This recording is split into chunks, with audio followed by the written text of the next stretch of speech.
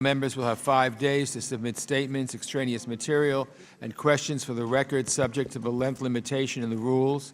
Let me welcome our witnesses. Thank you for your time and expertise this morning.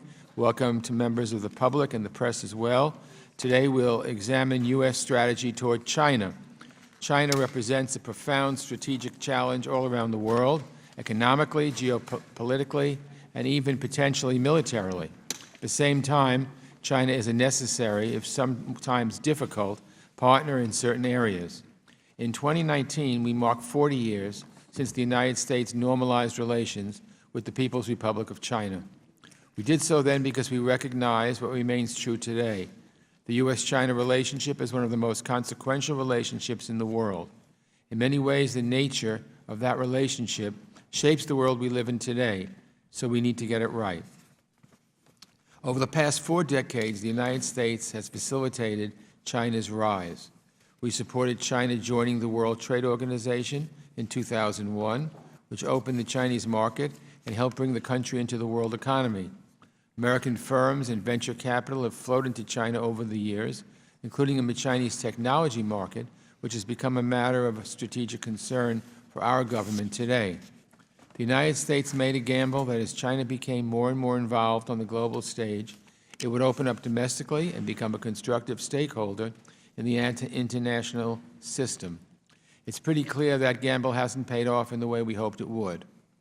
While the United States has been embroiled in costly and seemingly endless conflict in the Middle East over the last 2 decades, China has grown into the second largest economy in the world, a fact that has propelled many of China's geopolitical ambitions.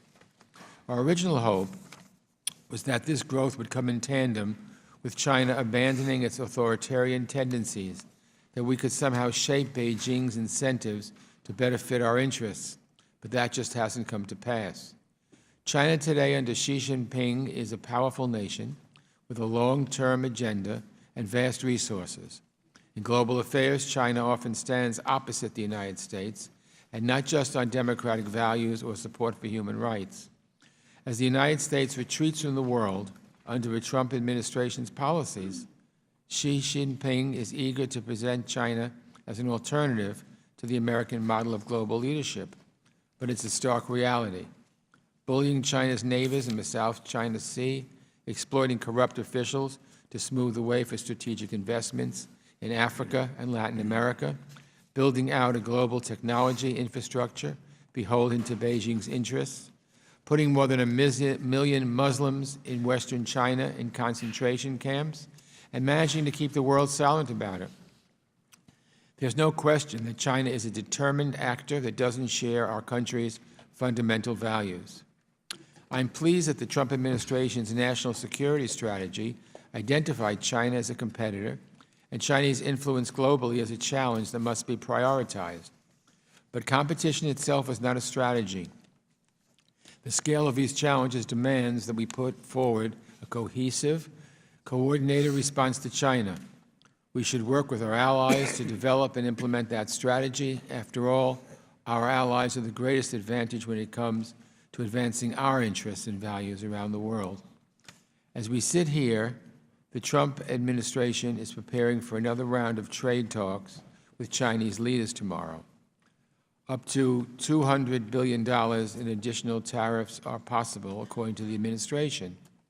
Our negotiators should seek to get the best deal possible for American workers, but trade wars and bellicose rhetoric alone are certainly not a strategy. So the question is, what does a smart competition with China look like?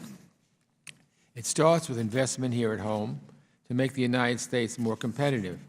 That's what China's been doing for years, while we have poured energy and resources into costly wars and tax cuts for the wealthy and spent far too little investing in our people, in the middle class, and in areas like infrastructure, scientific research, and education. We also need to double down on our strengths. The United States has long been a global leader that articulates our values, our commitment to democratic principles of openness, freedom, and human rights. We haven't always lived out these values perfectly, and right now it seems like we can barely see them in the rearview mirror. But if we fail to hold them up as a global standard, we do ourselves a great disservice. This is certainly an area where we distinguish ourselves from China. And while doing all of this, we must work with China on challenges we all share, from non-proliferation to climate change to global health and pandemics. Our interests often align with those of China. We must be able to work together to tackle these global challenges. I'm eager to hear from our witnesses on how we should be orienting ourselves toward the next 40 years in the U.S.-China relationship. But first, I'll turn it over to Ranking Member McCall for any remarks he might have. Thank you, Mr. Chairman. The Chinese Communist Party is a clear and growing